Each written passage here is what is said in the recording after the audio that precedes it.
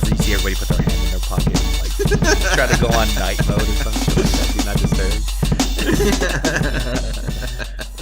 All right, everybody, welcome to Hot Couch Potato, the podcast where we talk about video games and Rick's anime recommendations. My name is Brett, aka Boo-Wop. I'm here with my man Rick, aka A New Perfect Day. What's going on, man? Hey, how's it going? Not much. Just got done moving into our new place, and it's pretty cool. It's like in the middle of downtown, so there's a lot of traffic everywhere. But it's like right near Little Tokyo, Koreatown, Chinatown. So it's like all of the Asian places. It's just like walking distance, and it's pretty. We have a pretty nice view, so it's pretty good now with this 100 megabytes of internet that I went from 0.8 to 100 megabits per second. Oh my god. I like turned on everything. I like turned on a lot of HD streaming, 4K and all that, just all at one time, and I was like, man, this is the best. Welcome to 2017, man. Welcome to 2017. I know, I'm back. I was just updating random programs just for the sake of it. Oh man, and the dangers of updating. Rick, did you update your iPhone, man?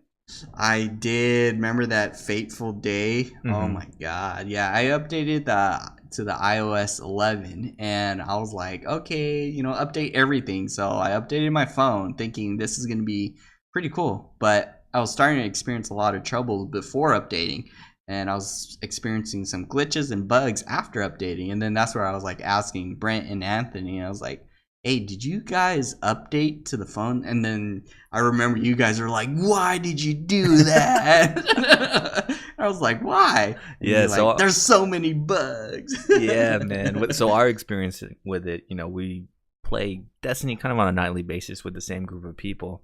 And one person in our team, Andrew, he was updating his phone while he was playing with us. And after he was done updating, he was on the phone with Apple for the rest of the night because because he couldn't charge his phone anymore. The only way he could charge his phone is if he plugged it directly into a MacBook or an Apple computer. Not even to the wall, not even to any other kind of computer, but only with a MacBook. Damn. So yeah, man, I really don't know the resolution behind that either. I just know that whole night he was on the phone chatting with some, what are they called, Apple geniuses?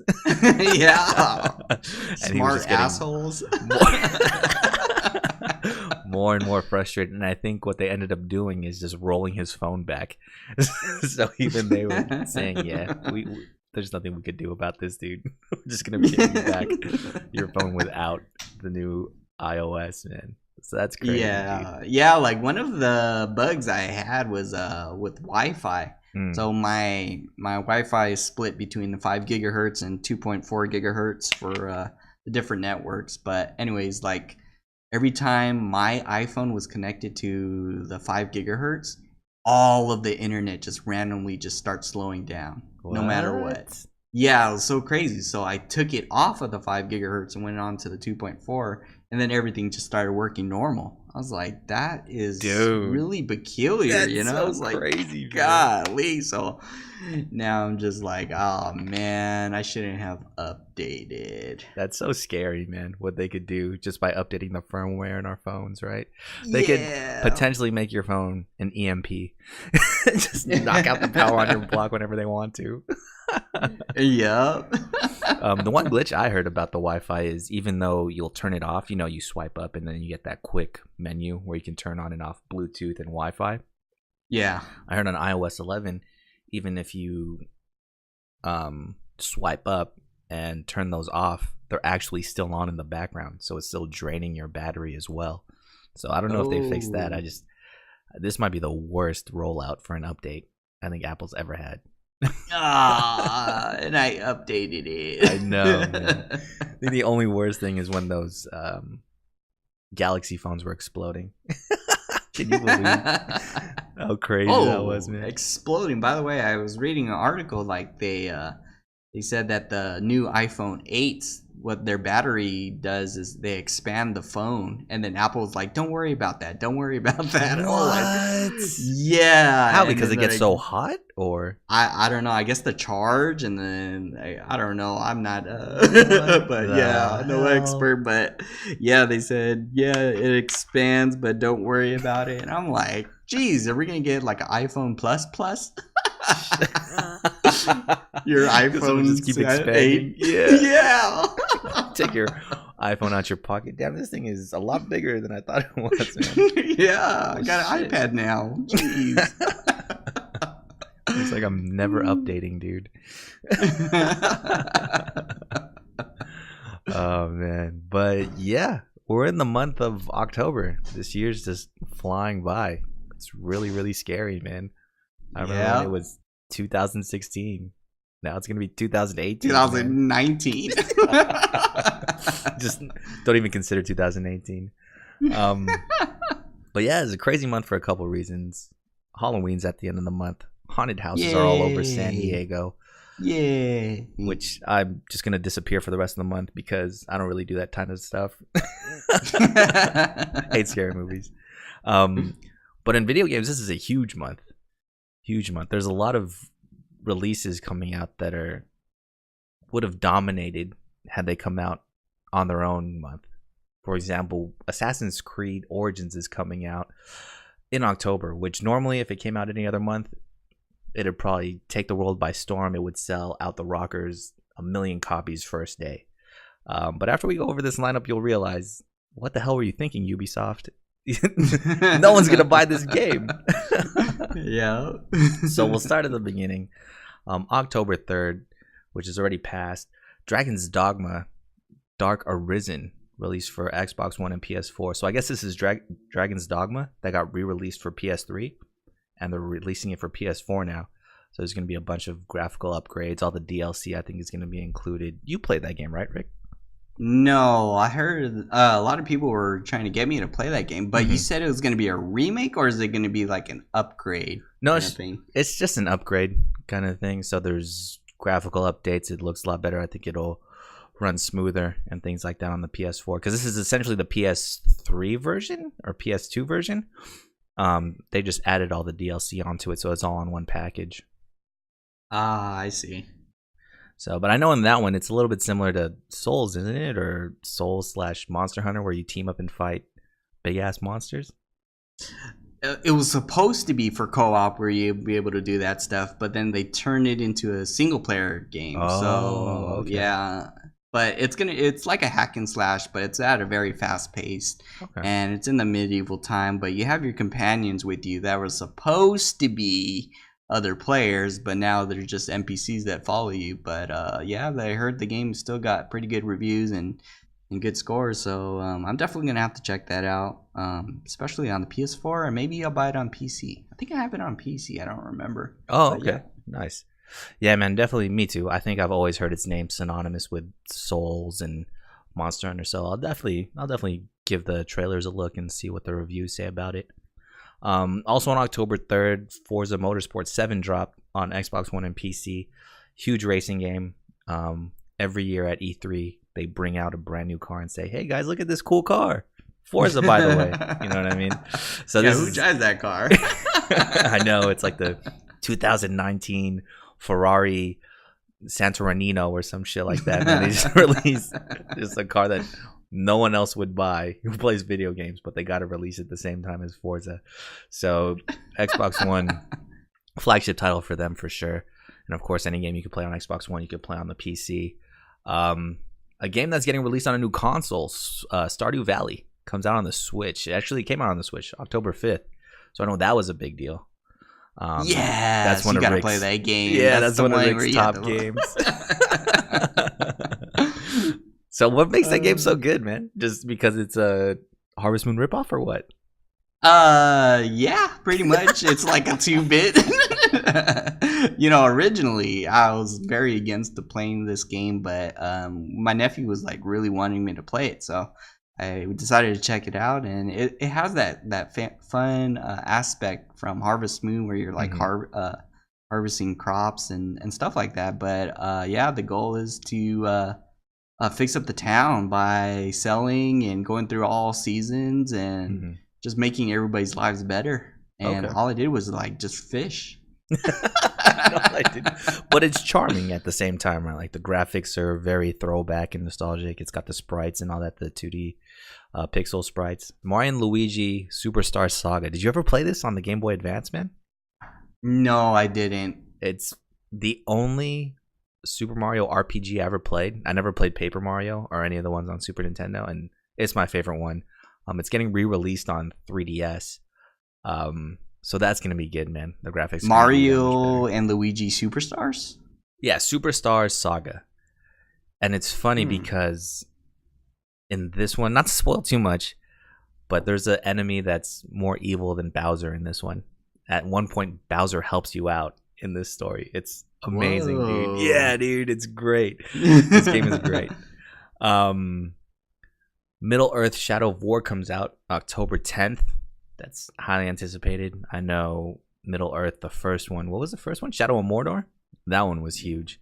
You get to recruit orcs for your army in this one and have them fight everywhere. I heard the Nemesis system was crazy, where if you died to a certain enemy, he would get promoted to be like a general or something. What? Did you play this game? I have it on Steam. I bought it on sale for $4, but I haven't played it yet. it's in the backlog for sure. Exactly. In the backlog for sure. Evil Within 2 comes out October 13th. Evil Within, of course, great game made by the creator of Resident Evil. So Evil Within 2 will carry that torch right in time for Halloween, man. They knew what they were doing, releasing this in October, man. Yeah. Dude, we need to like sit down and have that hot couch potato play. No, we gotta play this. Okay, actually, if you're down, I'm down, dude. We can do a playthrough of this. I'm just gonna be all the way in the back while you play the game.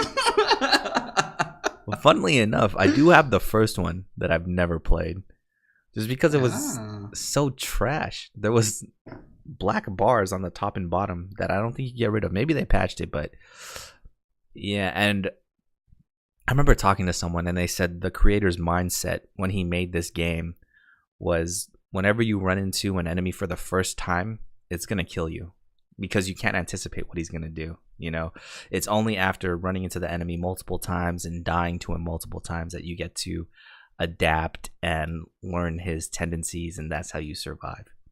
Which I don't really agree with. Which I think might be, you know, an oxymoron, because I love Bloodborne, I love Dark Souls, where you have to learn from the enemy, you know, what his moves are and how to fight him. But this game is just so cheap. Like, you'll be sneaking around because this guy has a chainsaw walking around a building, and you have to memorize his path. You know, you don't know when he's going to turn around and just chainsaw you. You know what I mean? Yeah. So that's what kind of turned me off to Evil Within.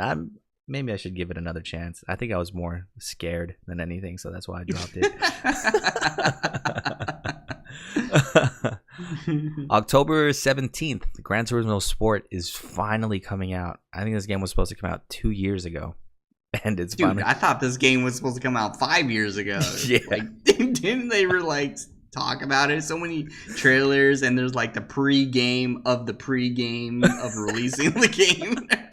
Yeah, like a demo or something. Jeez. Gran Turismo is infamous for that kind of stuff, man. They'll release a demo.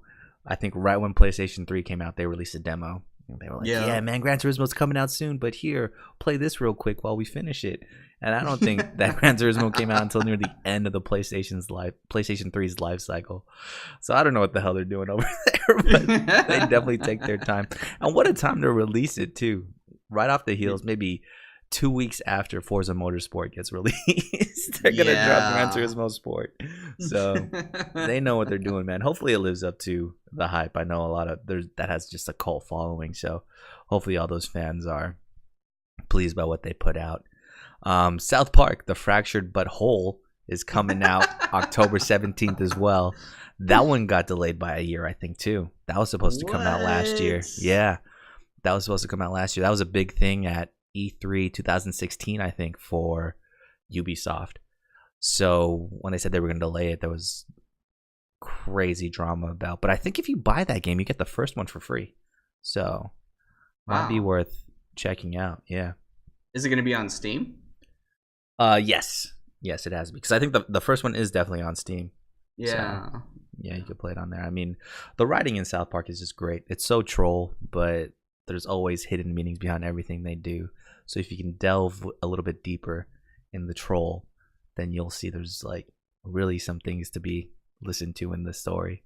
I mean, listen to the friggin' title of the game, Fractured But Whole. You know, it's a play on words, dude. I tried to say it so it wouldn't be too obvious, but it's Fractured Butthole. Like, how amazing is that? Yeah. Did you see how like they determined the difficulty? Oh yeah, by the color of your skin. That's so crazy, Yeah. dude. Who does They that? got away with it. Who does that, man? Yeah, I think there were definitely talks of these games getting banned in Australia or something. You know, Australia is definitely the stickler when it comes to video game ratings. I think they were about to ban a couple Grand Theft Auto games too, but ended up letting them go through. So I know for sure they talked about not allowing South Park in the country, which is crazy. Fire Emblem Warriors on the Switch comes out October 20th.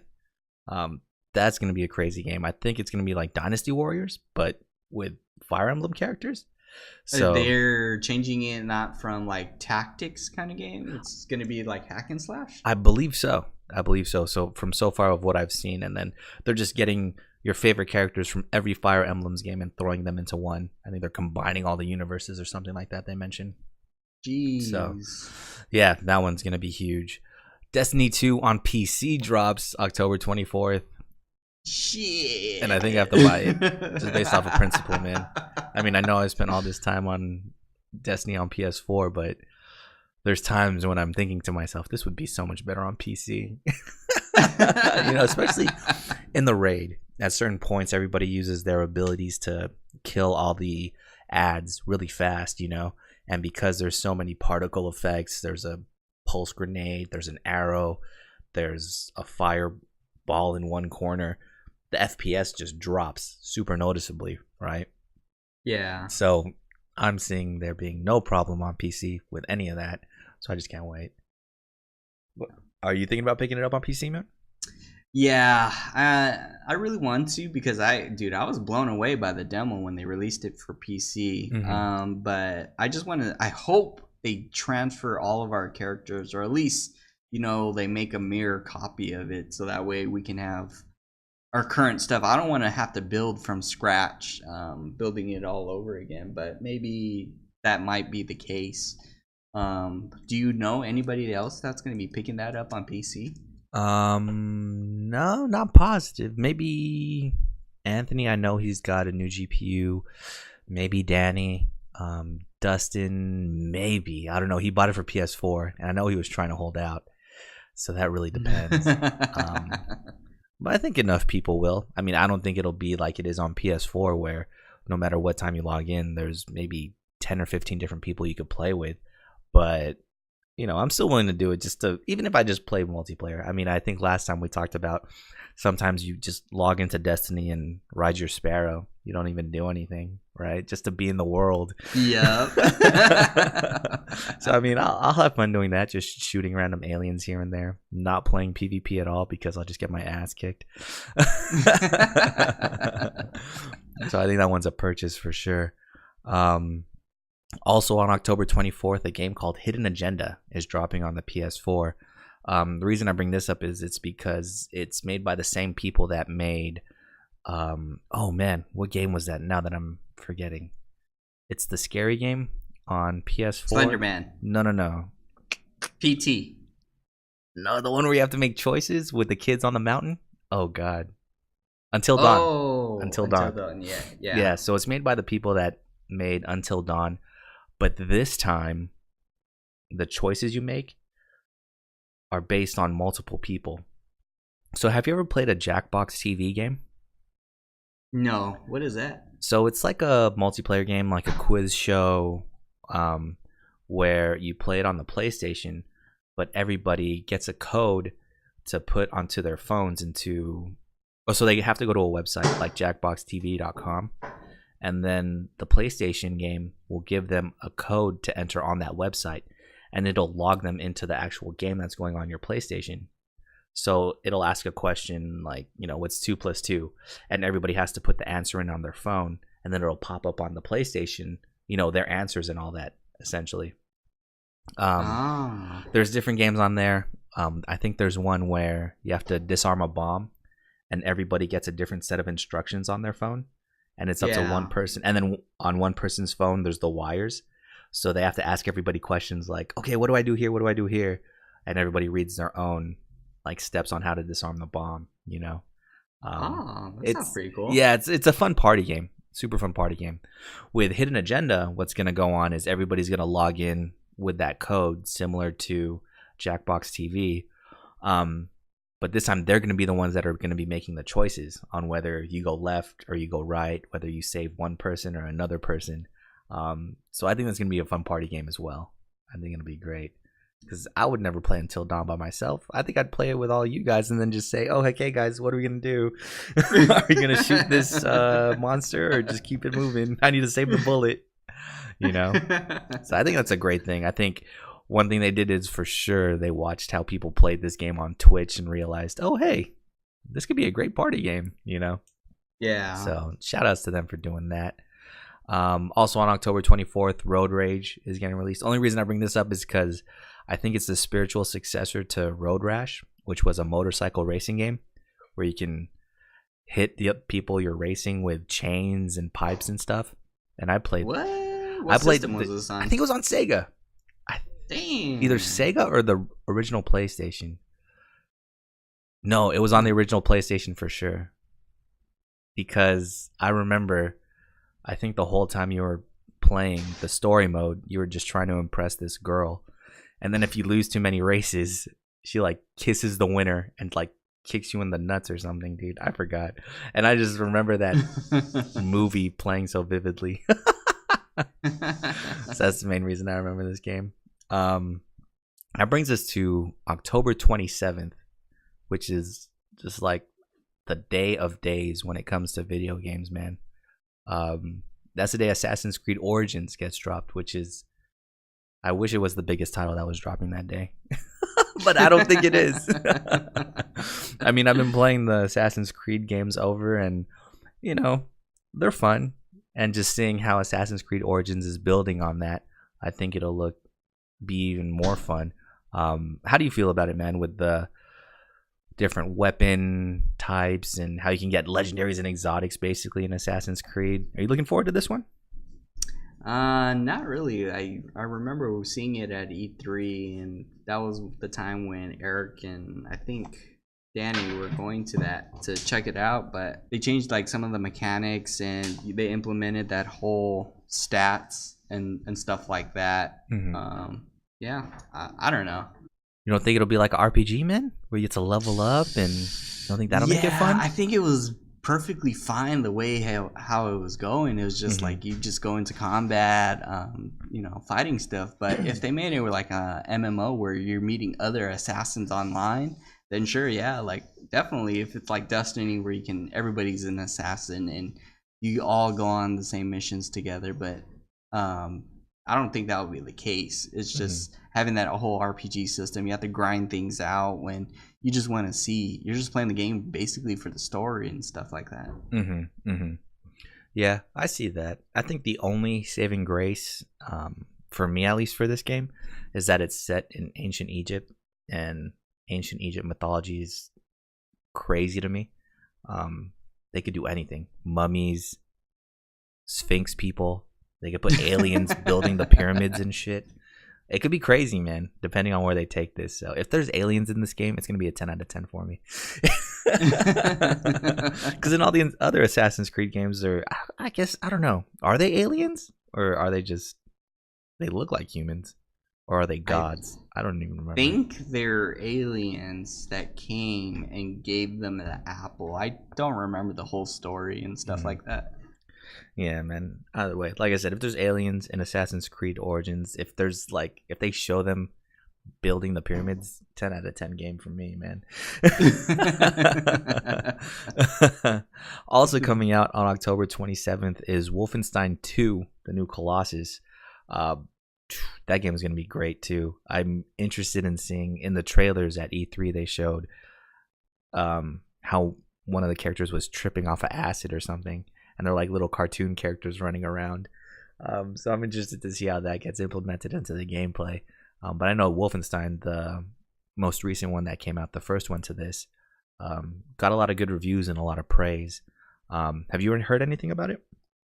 Wolfenstein? No. Isn't that scary game? Or wait, no, that's the one where they're like in war or something like that. Yeah, it's like a futuristic if Nazis took over the world type deal. Yeah. Because I know there's like robot Nazis and stuff like that too. But yeah, that one I think is gonna do better than Assassin's Creed Origins. Just because of the type of game it is a first-person shooter, people will consume that a lot easier than a new Assassin's Creed game.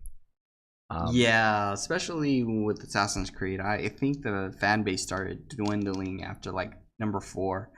And I think the way they went with the story, that's why there's not a lot of people playing as much. And so I think Wolfenstein will definitely take the cake. Yeah, I think so too. That says a lot as well, that people were playing the games to continue along with the story that Ubisoft built for them. And once they strayed away from it or did something different or took it in a place that legitimately killed the story, people weren't really fucking with it like they used to. So exactly, that says something for sure. Now both of these games pale in comparison to our last game dropping on October 27th, and that's Super Mario Odyssey. Now, I want to play that game. I know, man. Me too. I'm about to pre-order a Switch right now just to play it, dude. And like I mentioned before, man, it sucks. If Assassin's Creed got released any other month, it would be a blockbuster hit. Wolfenstein 2 released any other month, blockbuster hit. But they just decided, I don't know if Super Mario, if Nintendo's just trolling everybody and said, oh, hey, these two big games are dropping. Let's just put Mario in there too. Exactly. Because they know they're going to win, man. This is the first 3D Mario since Super Mario Sunshine, I guess. And they said they got a lot of influence from Super Mario 64, which is still played today. I see speedruns of it running all the time on Twitch. So this is going to blow everything else out the rockers, man. It's going to be great. This is going to easily sell 1 million more Switch consoles, don't you think? Yeah, exactly. Especially if they bundle it with like Legend of Zelda with Mario. Shit. Dude. That's crazy, man. Do you think how controversial or how scared people were about the Switch coming out, only having Zelda as a game to play on there? And now looking at it, you have Stardew Valley, Fire Emblem's Warriors, and Mario coming out all in the same month. Holy shit. Yeah, what? Dude, you better pick up your Switch before the holidays. And then Xenoblade comes out in a couple months too, I think. So shit. It's a good end of the year for the Switch for sure, man. It's crazy. Crazy. Lastly, a little vanity check here. Bubsy, the Woolly Strike Back comes out on PS4 on October 31st on Halloween. Does Bubsy does that ring any bells for you, dude? Do you have any idea what Bubsy is?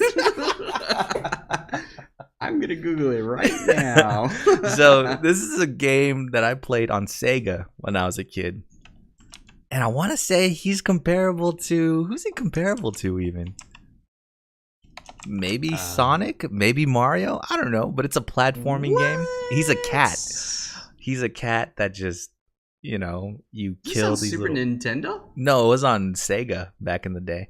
And I played this game so much. I think it is comparable to Sonic because you could get lost in the levels. You had to open certain doors to get around the different levels. And he was just... Do you remember Gex? The gecko?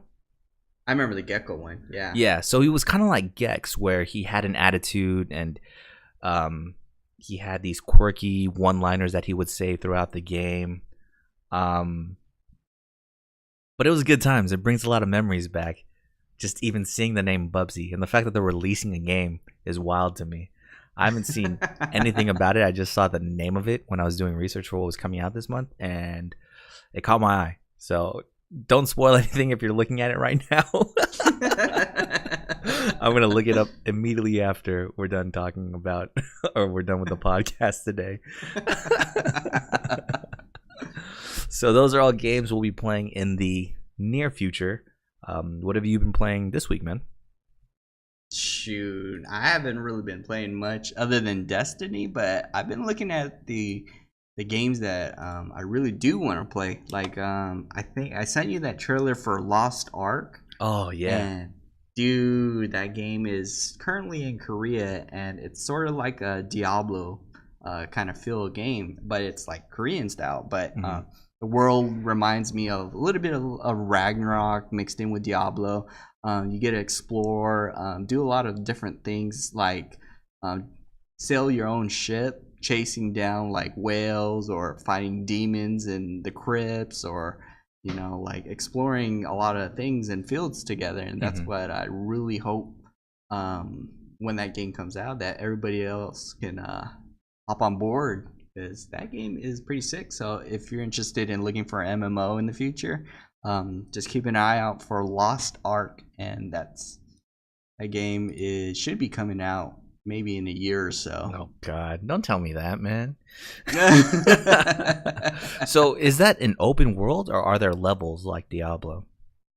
Essentially, the first trailer, it looked like it was just levels, like you guys are all assigned a task, but the current trailers look like it's kind of more open world now. But I'm guessing there's like different little dungeons and areas where you go in as a team of 4, and you do complete the area, and the environment and everything is like all pretty innovative. The way they move, like you have the lands breaking, you have things where you have to use externally, like giant Gundams, in order to fight off hordes of demons in one particular mission.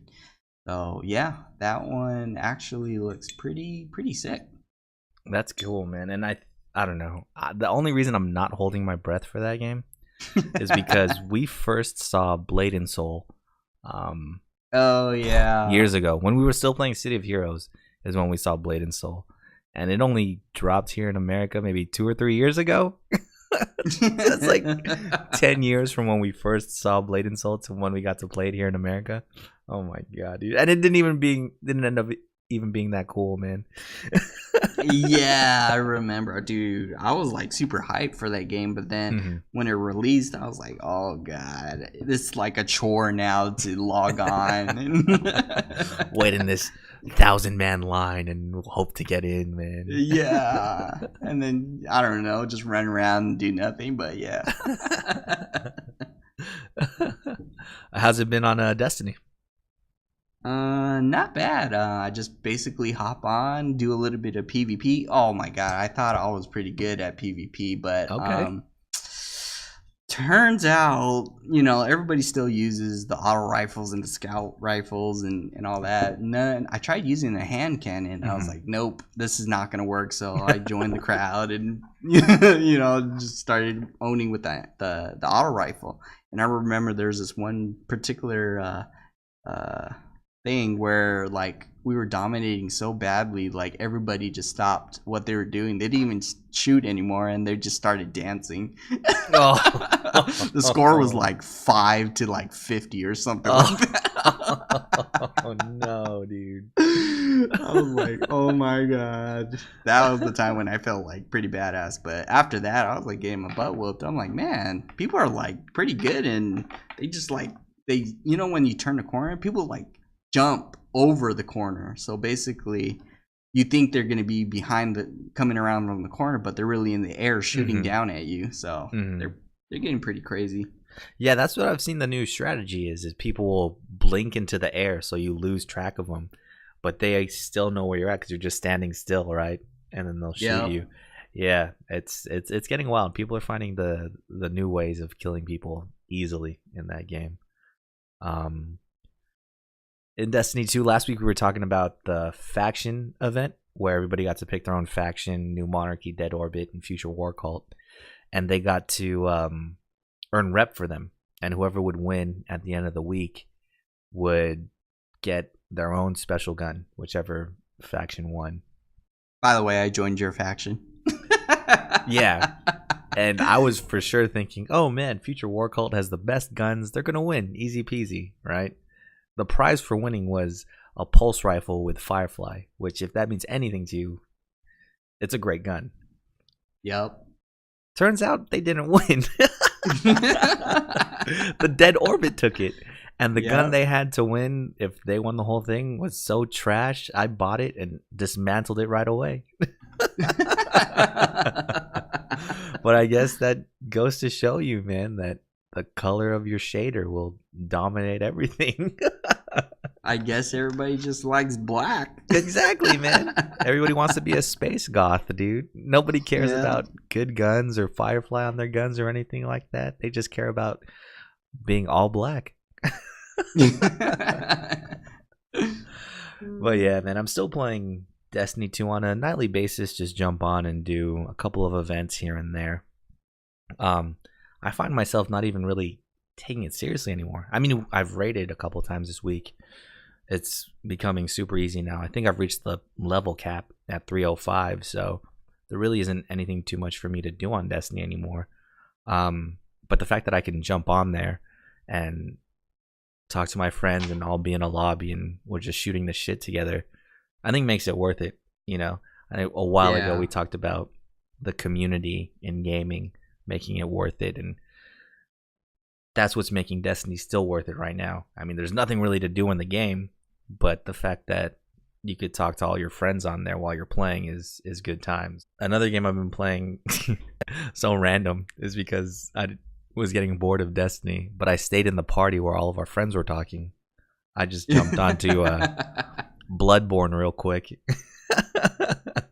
And I was running around trying to reacclimate myself, see where I was at with the story. And I'm at the part where you have to fight that one hunter inside the church, the one with the katana. Yeah. And I must have fought him for maybe an hour. I was getting my ass kicked, dude. It was so bad. He was teleporting everywhere. He used the hunter's bone, so whenever he dodged, he would like dash instead of roll. You know what I mean? Yeah. And every time he shot me with his gun, it would take 60% of my health away. So he would shoot twice really quick and kill me, and he would parry me, and he would use his sword and have uninterruptible attacks. Oh my god, dude. I was crying. I just didn't want to say anything because I know there were a lot of other people listening. So I was trying to keep quiet about it. And I needed to remind myself, okay, you've beaten this game. There's no need to play it anymore. But I had to beat that guy because I'm super stubborn. So once I beat him, I was like, all right, cool. Let's talk to Eileen, get my stuff, and turn off this game and never play it again. I've already played all I need to. Unless, Rick, you get the DLC, then I might have to jump back into that game. Yeah, I have to get that real soon. And other than that, I'm still playing Heat Signature. That's still a fun game. There's just random missions I'm getting where I have to board ships and kidnap people, but it's just really fun. The different layouts for the different levels they have, the little mini games where you have to figure out how to dock onto the ship. That game is great. If you haven't checked it out yet, watch a YouTube video or something because that game is way too fun. Is there a co-op play on that? I'm not sure. I haven't seen anything about co-op in there. I don't think so. But I could look. I could check it out after this. And then lastly, in my free time, I've been playing some Red Dead. We talked about it so much last week. Oh, yeah. Yeah. It made man, me... I got to get my PS3 to start playing that game all over again. Yeah, man. We talked about it so much last week that it just sparked the urge for me to play it. And the game doesn't hold up that well. Like, the graphics aren't that great, and it's super clunky. But I think the story carries it for sure. And the little, like we talked about last week, the little side missions or little events that happen when you're just out in the wild make it worth it.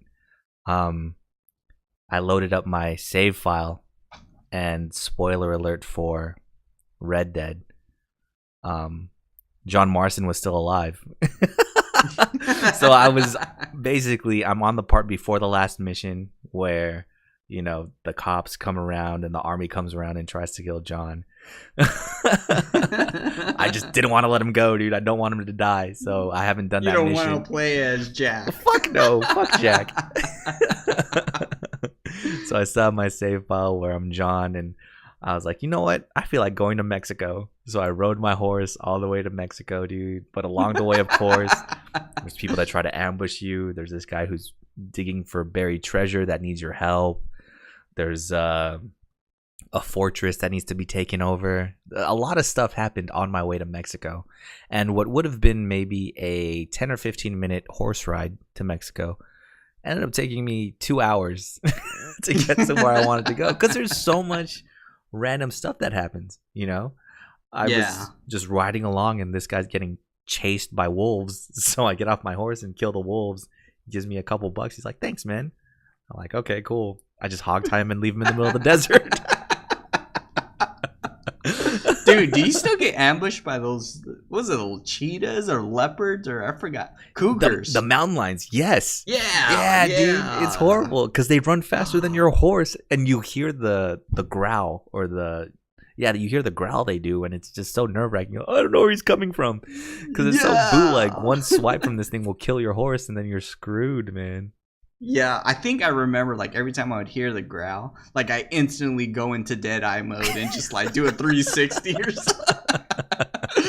Just to see if he's around me. Because, dude, it's so scary that, like, they hit you off the horse and then you, like, fall, like, I don't know, 1 mile an hour off your horse. I know. Then when you're trying to get up, the cougar's eating you alive.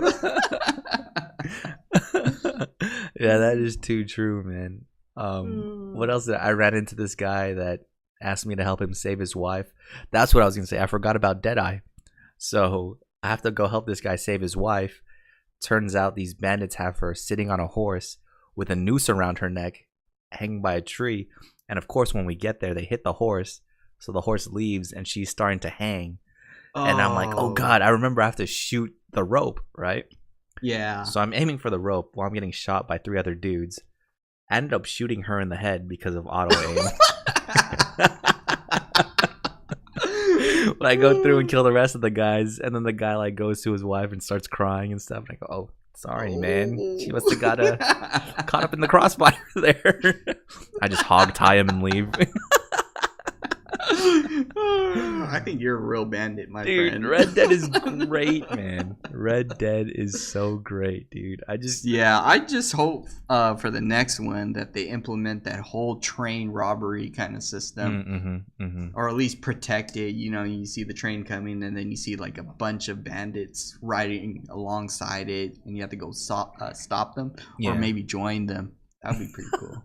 Yeah, I think joining them will be cool. I think in the first one there was definitely a mission where you had to defend one, right, from the Mexican army or something like that. Yeah. That's something I need. I just need to start the story over. Like, I played it for a few hours and I wasn't doing anything. I would just kind of sit on my horse and just walk, you know, and random stuff would just happen that I would get involved in. So the fact that there was nothing for me to do in the story, yet it was still engaging, says a lot about the game. So I hope they can recapture that in Red Dead 2, man. Here's hoping for sure. So this week we want to talk about how the landscape of video games is changing. Where before you would buy a video game and you would own it. You know, that would be yours. It would be a product. Whereas to now you buy a video game and down along the road you can buy a bunch of add-ons for the game. So the game isn't a product so much anymore. It's a hub for all this stuff to get added onto, effectively turning the game into a service. Now, do you agree or disagree with this trend that video games are going down, man? How do you feel about video games becoming a service?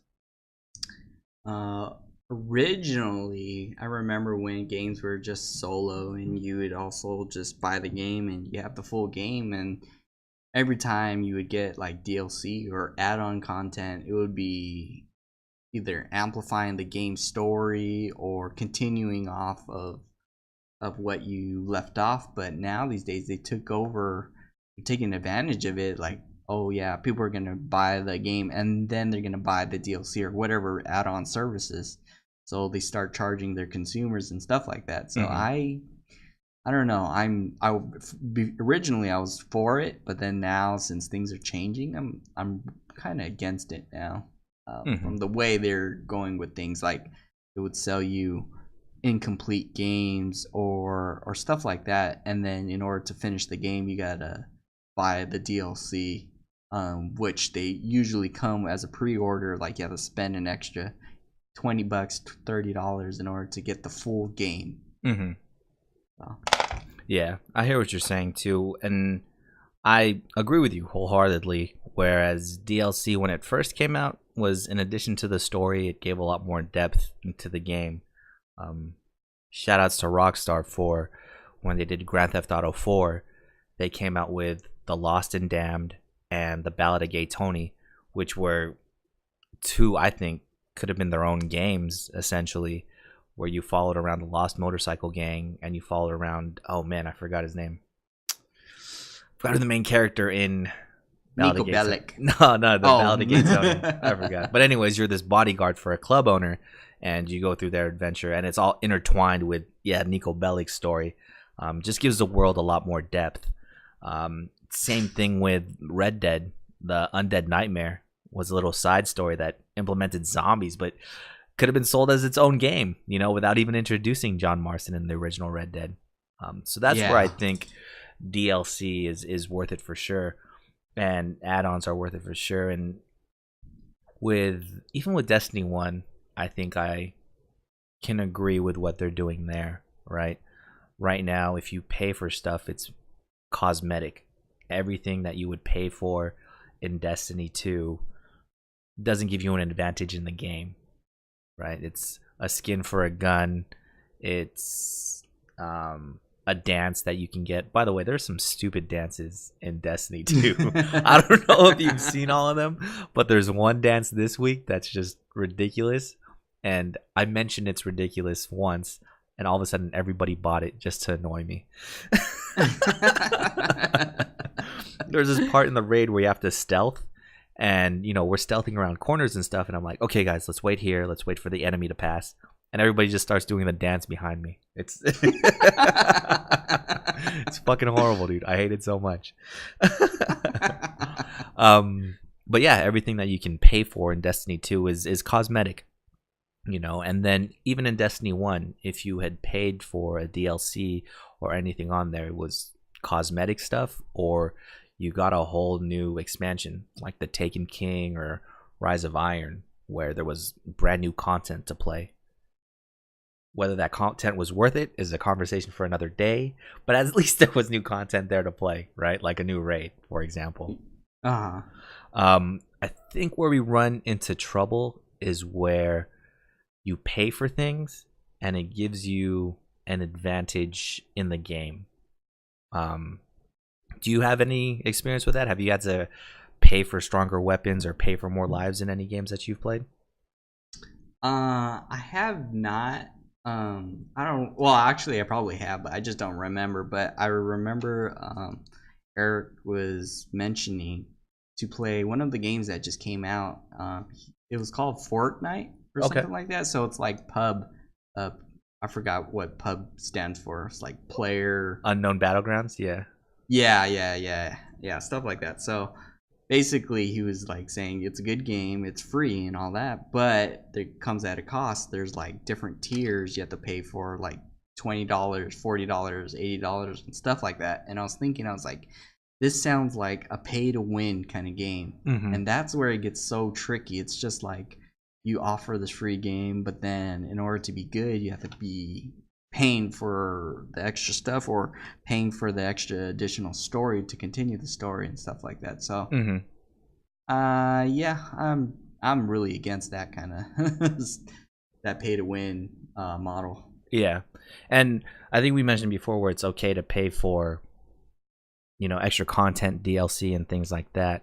One that was completely wrong was Mass Effect 3, where they had one character that you only unlocked if you pre-ordered the game or if you paid extra for him.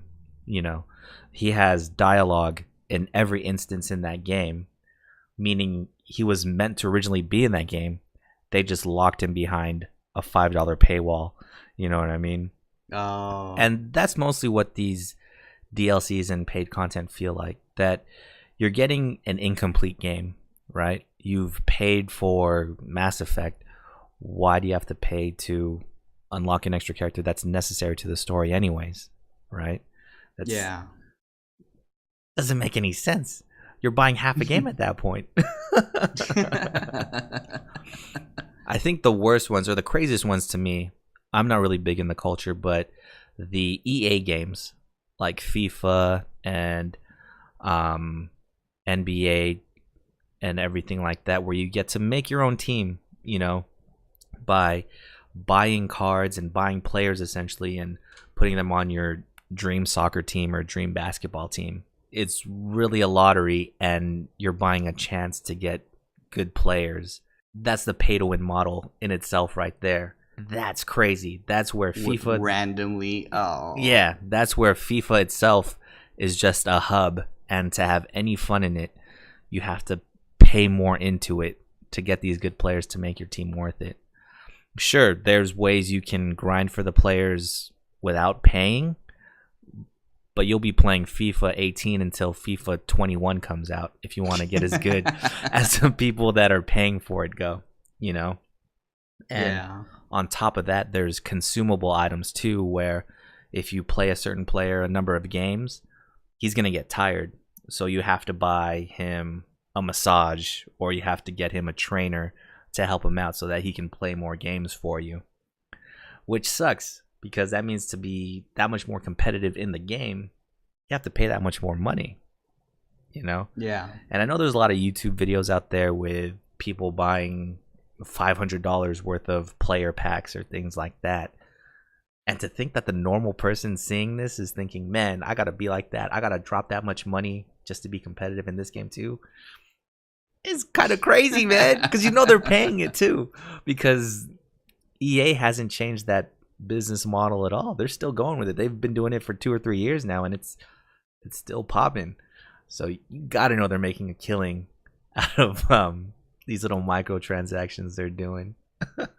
Yeah, that just reminds me of like how Pokemon Go was like. Even though it was free and everybody had the same kind of inventory and items, but they had that pay model where, you know, it's not just pay to win, but it was pay for convenience of like expanding your backpack, your inventory, getting all the Pokeballs you need or all the items you need to help your chance of catching more Pokemon and all that. And on a side note, have you heard of an anime called Gamers? Anime called Gamers? No, I haven't. So I wanted to talk about it because it kind of relates to what we were saying too. And recently there's a anime called Gamers, and it just released I think this season. But basically it's about a group of people playing games together, and I think it's your cup of tea because it has a lot of misunderstandings and awkwardness and it's right up your alley. I'm in, dude, already. But a little bit of spoiler, but the latest episode was it was like more of explaining like what it means to be a gamer, all the different types of games they play. And there's this one girl like in the show that didn't understand why do gamers pay for games. You know, it just started off with a simple question, like, why do we game? Why do we play games instead of buy clothes?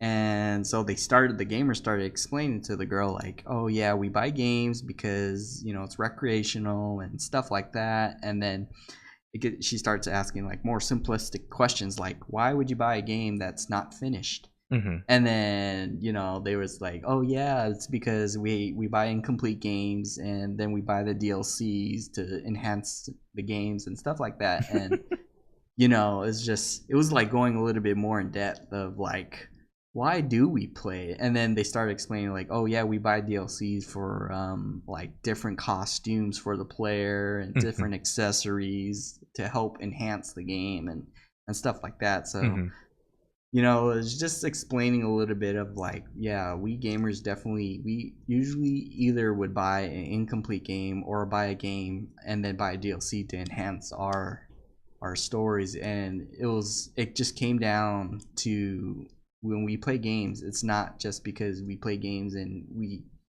we're wasting our money. We play games because it's recreational, and we're creating memories, like memories that we beat this game with other people, other players, and stuff like that. Mm-hmm. Mm-hmm. And I just want to say, we're not saying don't buy anything that comes out as DLC. I mean, I understand if you want to buy a stupid ass dance move in Destiny 2, that's fine. You could more power not to to you. name anybody names. More power to you to buy it. I just don't want to see a day where every game that comes out is just a hub world, essentially, right? Where you get a game, for example, let's say Destiny, right? You buy Destiny 5 and all you have access to is the tower, right? And then you could tell someone, oh, hey, let's go to Earth and do this mission. Okay, hold on. Let me buy the planet Earth real quick on the PlayStation Store, which is what I feel like everything is turning into, where every game is just going to be a hub or a suppository for all this content to get put into that you got to pay for. You know what I mean? Yeah, that's similar to like Battlefield 4. Mm-hmm. Even though it was a complete kind of game, there was like new expansions, new maps, and all that, but you couldn't play with your friends unless you buy that particular map. Mm-hmm. And so, yeah, that's just going on. Oh, and DCU Online, it was like you either had to have a paid subscription in order to have unlimited characters. If not, you would only have one character, and you only can have the maximum of like $2,000 in currency in the game. So it just made it like very limited for the free players or for the people that purchased the normal game versus the paid subscription or the pay to win model. Oh wow, I didn't even know that one went to subscription based. I remember when we all bought that game, man. Yeah. When we would go into Arkham Asylum and fight all the bosses and stuff. But yeah, man, I mean, we're not going to tell you how to spend your money. I just hope that the gaming culture itself doesn't completely do a 180 where we're not buying complete games anymore. I still want to have my whole Red Dead experience on one disc, right? I don't want to have 3 or 4 different things I have to buy just to play with Rick online, Exactly. I think that's what we want. Just complete games. And then like have the DLC to expand. Like just going off of that, like Last of Us, like it was a really solid complete game for the disc, and the DLC was like a really strong enhancement. It was about the little girl, and that's what made I really enjoyed that DLC. It was like, wow, this is like a DLC not expanding onto the story, but it's actually enhancing of the story itself. Yeah, and I feel you there for sure. I mean, we could talk about how the free to play model is a complete facade, because like you mentioned, you can play DCU Online for free now, but you only get maybe 25% of the game, right? Or it's not even worth it anymore. You don't really start playing the game until you get past their paywall there. It's the same thing for a lot of mobile games too. You can only do so much in the game unless you pay that extra $2 to get unlimited lives or get more time on this level. I feel like that's a conversation for another day. Free to play games are crazy in themselves. That's a whole other issue. But I understand it too. Video game prices haven't really raised. It's either been $50 or $60 my entire life. Meanwhile, the cost to make these games gets higher and higher. So video game companies have to make their money elsewhere. Do you think there's any way to do this besides doing DLCs? I don't think so, because it's you're gonna have to go off the subscription base in order to apply all these patches or upgrades or continuing with the story.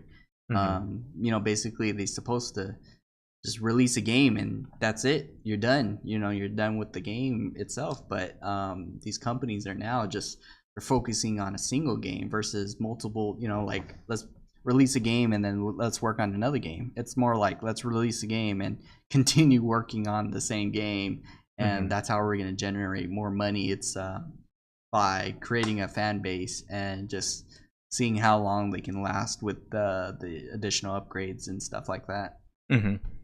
I see that. On the other hand, I think you can make money with different accessories for the game, like toys or clothes or anything like that. I know the Bungie store. Yeah, not just being in the game. You know what I mean? I know there's a lot of Destiny pop figures that are up now. Games could do that with their licensed characters. There was a game I think Marnelli's and her family was playing on the Switch, and she was saying like, you play as a party. It's like a party game. You play as a game, and you draw like figures or whatever. You draw whatever the thing tells you to draw, and you guys vote for whatever the best picture. Whoever drew the best picture, and supposedly you can order a T-shirt of that drawing. Wait, that's not Jackbox TV? Isn't that Jackbox TV? Is it? I don't know. I think that is. That's one of the games on there. Yeah. Okay. Yeah, I've seen that game before. Jackbox TV. But yeah, I think there's other ways to franchise your games besides DLC. That could make a company more money as well.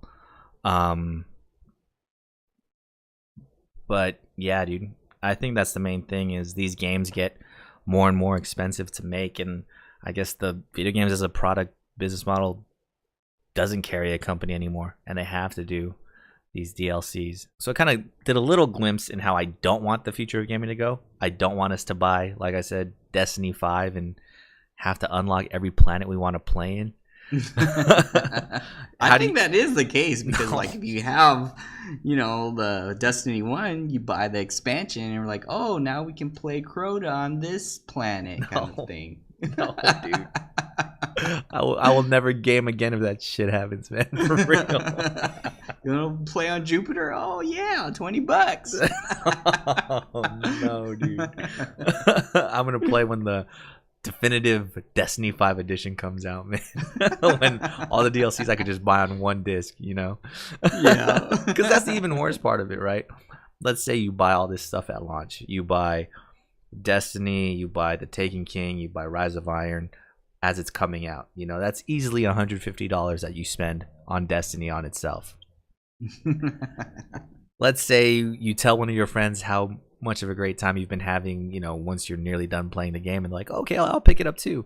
They could buy all that content for like $40 on one disc. Yeah, that's how it was with Destiny 1. Yeah, that's exactly how it was. We spent $60 and then we spent extra $20 for each expansion. It came out to like $100, and then I think maybe the next year they're like, oh yeah, you can buy all of this for $60. Yeah, man, that's wild. So how would you like to see the future of games go? You want to see them be more of a product, or how do you feel about it becoming a service more or less? What do you think it'll be in the future? I think I'm only okay if it's usually for like where it can expand, like the universe is big and it can keep on expanding, like MMOs or something like that. I don't mind paying for subscription or base models, but for normal games, I think I would like to see complete games, and then you can maybe add on some DLCs, stuff after that. But I don't want to have to buy an incomplete game and then like, oh, I don't know the rest of the story. I gotta buy this DLC, to continue playing this game. So I don't know. I like games like that where you beat it, you're done, and you're done with it. Yeah, I feel that too. And a lot of people will argue that your money's wasted because you just have that one-time thing. You might as well have just watched a movie instead of bought a $60 game. But it's worth it. You can't really go back after playing Last of Us and tell yourself that wasn't worth it at all. That experience will always be there. I talk about it all the time. I wish I could wipe my memory of that game just so I could re-experience it, That game is so great. Where I think I'd want to see the future of gaming go, because although I think yours is great, I don't think it'll be that sustainable for companies. I think they'll Nope. end up continually making these BS DLC moves that are cosmetic, but and will hinder the game by locking things here and there. I think where games are going to go into the future is crowdfunding, where I'm not saying everything's going to be a Kickstarter, but it's going to start in a similar way where they'll gauge the customer's interest in whether they want a game like that to be made. They'll do it all beforehand, so there's no danger. There's no danger is, okay, we know how much we need to spend to make X and X amount of money, right? For example, more recently, Shenmue 3. There was a Kickstarter for Shenmue 3. I think they ended up getting $7 million or something like that. Jeez. And that's a perceivable barometer for the company that's making the game. Okay, here's the money we've already made. All we have to do is make it now with this resource. The community, the people that are backing it, know what's going into the game. It's a little bit more transparent because they see the money that's been pledged to it.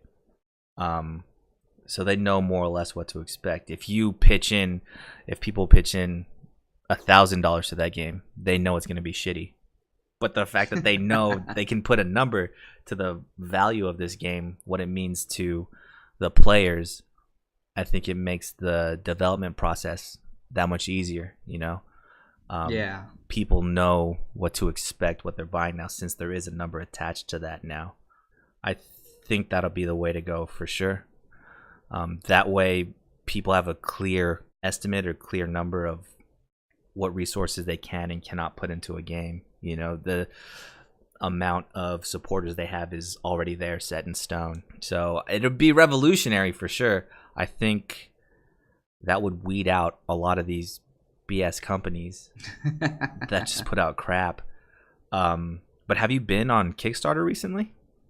No, I haven't. There's some interesting ideas on there, and the thing is, they could be a little bit more adventurous since their backing is from the consumers rather than a company. They're not limited so much by businesses and things like that. So I think that's where it'll go. Hopefully it's in the near future, not the far future, because I hate looking at TLC, man. Yeah, and I hate where before the game even comes out, it's pre-order, you get a season pass for $40. That kills me. What? There's gonna be oh god, $100. Because the thing too is Monster Hunter. I know I'm gonna buy that game. When they showed that trailer at Tokyo Game Show, when they said if you pre-order this version, you get samurai gear, I was like, God damn it, dude. I might have to pre-order that version. They just know. They know what to do, man. Yep. Hook, line, and sinker. But yeah, man. Hopefully it changes to something different soon. Now we'll get into our game recommendations for the week. What do you got for us this week, man? I definitely recommend checking out Witcher 3. I really wanted to play Witcher 1 and 2, but Witcher 3 you can really start off without having to know much of the background of where you are and stuff, because it's like a story on its own. Essentially it's like a real kind of RPG. You're really role playing. You talk to the townsfolk and all that, and your interaction with them determines your relationships. And if you attack them, they'll become hostile and stuff like that. The little quirks.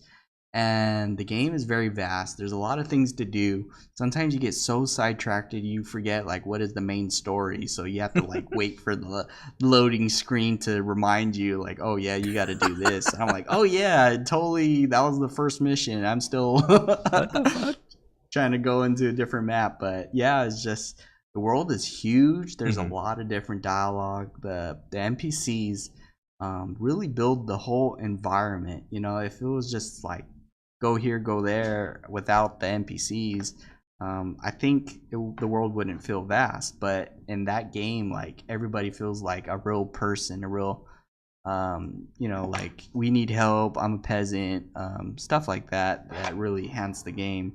I think I remember one time like I had to go investigate like a drunk person, and then like it turned out to be like a dangerous cult of vampires, and I had to fend for my life and all that. So all of the monsters in the game are a lot of mixtures of your different mythologies. You got some sea monsters, you got some vampires, werewolves, orcs, and the combat system is pretty fluid. So like you're riding along, and you're ambushed in a forest somewhere by bandits, and you're fighting for your life, kind of thing. So it's pretty cool. I definitely recommend checking it out. I think it's on Steam and PlayStation, maybe Xbox too, but it was one of the top rated games. I think it was going to be rated like one of the best games of the year, but I think that was the same year Metal Gear Solid 5 came out. Oh, okay. So, yep. Yeah. And there is DLC for that game, right? There is. It just came out like 2 years ago, I think. And I was like, oh my God, it's a new story and stuff like that. So I still got to finish the game.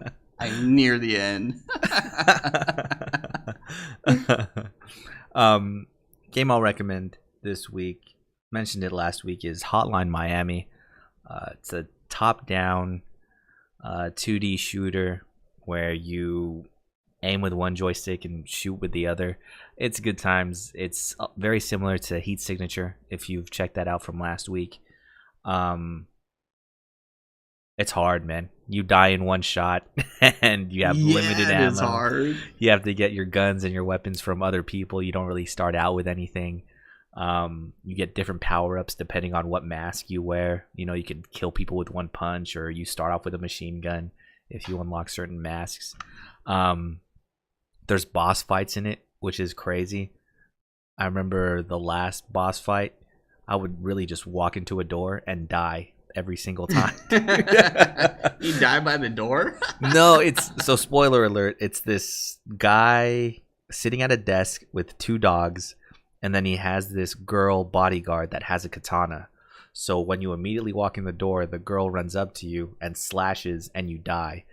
There's really no obvious way to dodge this, because even if you run left or right, she'll follow you, and her slash is forever. It's annoying. And then depending on how you did earlier in the level, you might not even start out with a weapon or anything like that. I usually throw my weapon when I panic. Spoiler alert again, that's how you kill her. You have to throw, because her katana slash has such a wide range that if you try to swing, she'll be out of range, but when she swings, she'll kill you. So what you have to do is you have to throw a weapon and stagger her, and then you can beat the shit out of her. But that's not the end of it, man, because the guy has two dogs. So then the dogs start attacking you too. And if that's not enough, he's shooting his fucking machine gun at the same. Yeah, it gets crazy, man. But it's super fun and super satisfying. The story really doesn't make sense, but if you want to go around and kill people and have crazy takedowns, there's a trophy in that game where you have to get a kill with every weapon in the game. I think that was the last trophy I needed, and I couldn't figure out what last weapon I needed to get a kill with. Turns out in one of the levels, there's a pot with boiling water in it, and you have to get a kill with the boiling water. So that one took me forever to find. And I remember the first time I did it, I threw the water and I missed. So I had to start the level over. I was pissed. You have to turn on the oven, start cooking the water. No, fortunately you don't have to do that, but you have to actually get the hit. So it's a good time. Very good to just get frustrated in. I got it on the Vita. I know it's on Steam. It's on PS4 as well. Hotline Miami 2 is out, but it's a lot more convoluted. There's a lot more features in it than the first one. If you want a simple good time, the first one's where it's at. And oddly enough, there's no DLC for it. You can't buy guns or buy masks for that game with real money. You buy the game and that's it. That's how it should be. So yeah, that is it for us this week. Next week, we'll be talking about console games that get ported over to PCs, and they're not always the best, right? From experience. Mm-hmm. Sometimes they think they can just put the file onto a PC and they'll be all good. Turns out a lot more goes into it than that. So we'll discuss that in more detail next week. But before then, Rick, some words of wisdom? Never eat fiber food because you're going to be farting all day. All right, we'll see you guys next week.